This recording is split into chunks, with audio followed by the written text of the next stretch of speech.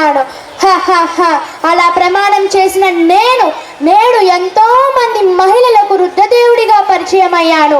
మా నాన్న గణపతి దేవుడికి పుత్ర సంతానం లేదు, కావున నన్ను మీ అందరికీ రుద్రదేవుడిగా పరిచయం చేశాడు. పాలన కోసం ఎంతో కష్టపడ్డాను, మన రాజ్యాన్నే గెలిపించాను. అలా సుభిక్షంగా జరుగుతున్న ఆ పాలనలో నేను మీ రుద్రమాదేవి అని తెలిసింది. ఒప్పుకోలేదు, కొంతమంది సామంతులు ఒప్పుకోలేదు. బాధపడ్డాను, ఎంతో బాధపడ్డాను. మా నాన్నని అలా నిలదీస్తుంటే బాధపడ్డాను, సహించలేకపోయాను.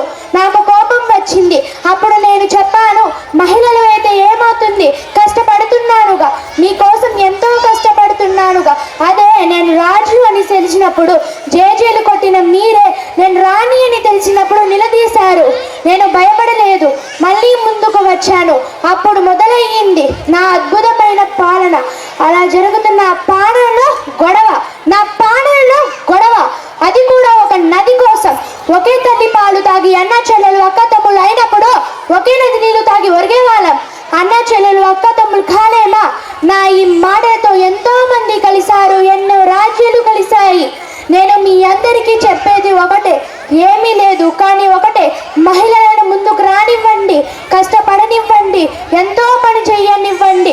నేను రాజు అని తెలిసినప్పుడు జేజీలు కొట్టారు, నేను రాణి అని తెలిసినప్పుడు నన్ను నిలదీశారు. నేను భయపడలేదు, మళ్ళీ ముందుకు వచ్చాను, మన కోసం వచ్చాను, మన రాజ్యం కోసం వచ్చాను.